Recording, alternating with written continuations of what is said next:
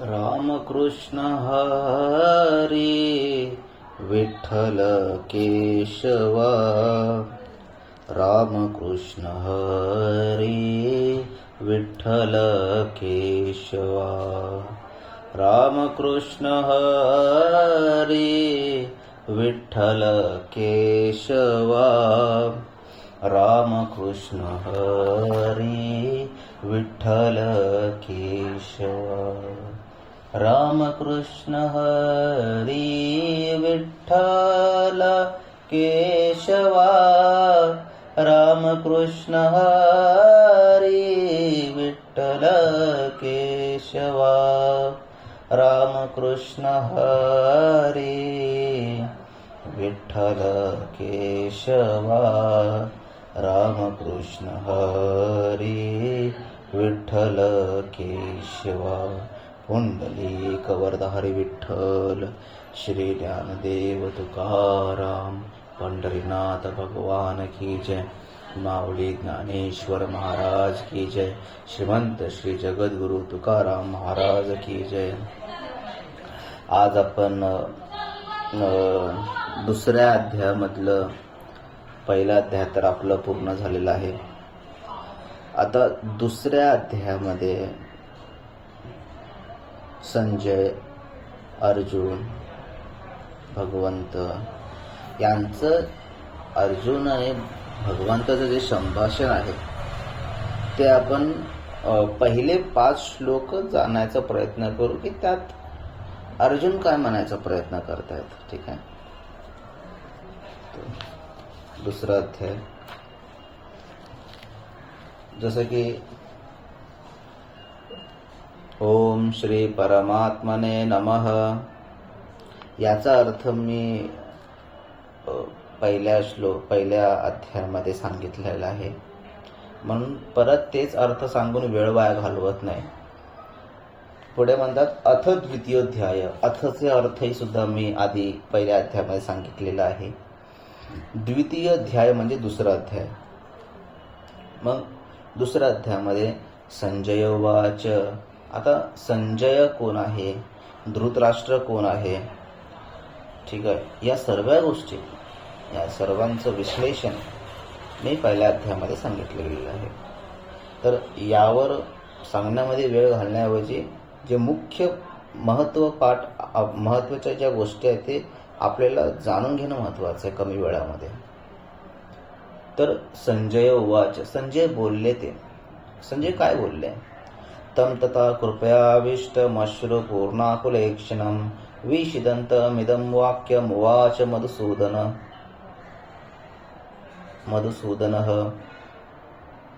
त्या संजय म्हटले, त्या खेद करणाऱ्या अर्जुनाला करुणा दया निर्माण झाली आणि त्याच्या डोळ्यातून अश्रू वाहू लागले. अश्रू. विषिदंतम इदं वाक्य बोलू लागला. मधुसूदन म्हणजे भगवंताला काय बोलू लागला. विषिदंत, मी आता युद्ध नाही करणार. धृतराष्ट्राच्या पुत्राने मला रणांगणात मारलं तरी चालेल. यदि माम प्रतिकारम शस्त्रम शस्त्रपाणयः म्हटलं गेलं होतं ना पाठच्या श्लोकामध्ये. गुरुने मला मारलेलं बरं, पण मी काय शस्त्र उचलणार नाही, मी का मारणार नाही, असं विषिदंत वाक्य तो भगवंताला बोलू लागला. मग भगवंत काय बोलले. श्री भगवान वाच कुतस्वा कश्मलमिदं विषमे समुपस्थितम अनार्य जुष्टमस्वर्गम कीर्तिकरम अर्जुन. पंत म्हटले, अर्जुना तुझ्या मनामध्ये हे आलंच कसं मला सांग. तू आता काय घरात बसलेला नाहीस, मित्रासोबत बसलेला नाहीस, तू रणांगणात थांबलेस. रणांगणात. आणि ही विषिदंत वाक्य तुझ्यामध्ये आलंच कसं. तू कसं विसरू शकतोस. भीमाला विषाचे लाडू खाऊ घातले होते अक्षयगृहात जाळण्याचा प्रयत्न केला होता, वनवासाला पाठवलं होतं, सर्व माहिती तुला, सर्व माहिती. असं नाही की लपून काय झालेलं आहे, सर्व माहिती आहे. तरी सुद्धा तुझ्या मनामध्ये हे आलंच कसं? विषमे समुपस्थित, ही विषमता मला दिसते. विषमता म्हणजे कसं काय सांगतो. आपण कीर्तनात गेलो तरी कीर्तनामध्ये कीर्तनच केलं पाहिजे की नाही? कीर्तन सोडून आपण तमाशाच्या गाणे म्हणतो, चालेल का? तू इथं युद्धाला आलास आणि तू काय करायलास? मी युद्धच करणार नाही, कुठेतरी गेलेलं बरं, मला गुरुने मारलेलं बरं. काय हे विषदंत वाक्य, विषमता मला दिसते. हे या स्थितीला विषमे समुपस्थितम, ही विषमता मला दिसते. अनार्यजुष्टम स्वर्ग, अर्जुना क्षत्रिय धर्म प्राप्त करायला खूप पुण्य लागतं. आणि एकदा का क्षत्रिय धर्म प्राप्त झाल्यानंतर जर युद्ध जिंकलो तर आपल्या स्वर्गच प्राप्त होतं. मग कीर्ती करम अर्जुन, कीर्ती वाढते. आणि सहज तुझ्या पदरामध्ये युद्ध पडलेलं आहे, तू युद्ध कर अर्जुन, युद्ध कर. पुढे म्हणतात क्लेब्यम मास्म गम पार्थ नैतत्व युपपद्धते क्षुद्र हृदय दौर्बल्यम तक्तोत्तिष्ठ परंतप. काय म्हणतात मग? क्लेब्यम म्हणजे तुझ्यामध्ये ना नपुसकाचे गुण दिसत आहेत. किती बोलले, नपुसकाचे गुण दिसतात तुझ्यामध्ये. मी युद्धच करणार नाही,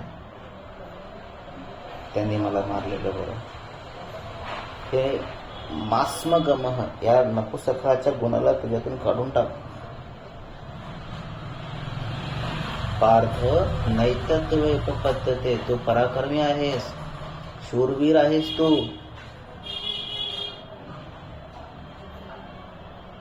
मी असं वागतोयस, स्वतःला ओळख. क्षुद्र हृदय दौर्बल्यम, तुझ्या हृदयामध्ये जी दुर्बलता निर्माण झालेली आहे ना, त्याला तू काय कर, काढून टाकतोत्तिष्ठ, लगेच त्याला तू काय कर, काढून टाक. दया करुणा जी निर्माण झालेली आहे त्याला तू काढून टाक. परंतप म्हणजे बोलतात ना, त्याचं नाव ऐकता सर्व घाबरून जातात. ताप देणारा, सर्व घाबरून जातात त्याच्या नावानं. आणि तू असं वागतोयस. स्वतःला ओळख. मग अर्जुन म्हटले, अर्जुन वाच कथम भीष्महं संख्ये द्रोणं च मधुसूदनः ईशुभिः प्रतियोत्स्यामि पूजार्हा वरिसूदन. अर्जुन म्हटले, भगवंत मला माहित नाही का हो, तिथं भीष्म आहेत, द्रोणाचार्य आहेत, सर्वजण आहेत, मला माहित नाही, मला सर्व माहिती आहे. पण ज्यांनी मला धनुर्विद्या शिकवले, सर्व काही शिकवलं, त्यांच्यावरच मी प्रत्युत्तर करू का? त्यांच्यावरच बाणाने मी त्यांना धनुष्य बाण त्याच्यानेच त्यांना प्रत्युत्तर देऊ? म्हणजे हे तर असं झालं, ज्यांनी तुम्हाला सर्व शिकवलं आणि त्यांनाच तुम्ही मारता, हे तर असं होईल ना भगवंत. मग त्याही करण्याऐवजी पूजार्ह वरिसूदना, भगवंता त्यांची पूजा केली पाहिजे. मला त्यांचे पाय धुवून ते धुलेलं पाणी पिलं पाहिजे. पुढे म्हणतात गुरून् हत्वा हि महानुभावान् श्रेयो भोक्तुं भेक्षमपि लोके हत्वार्थकामांस्तु गुरूनिहैव भुञ्जीय भोगान् रुधिर प्रदिग्धान्. आता काय बोलतायत, भगवंत मी गुरुची हत्या कसं करू? ते महानुभाव आहेत, महाअनुभवी माणसं आहेत, ते भीष्म द्रोण, त्यांनी मला सर्व काही शिकवलं. कसं मारू त्यांना?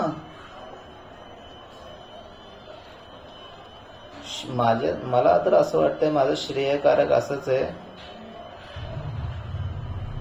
मला कुठं तर जाऊन भिक्षा मागितलेली बरी यापेक्षा.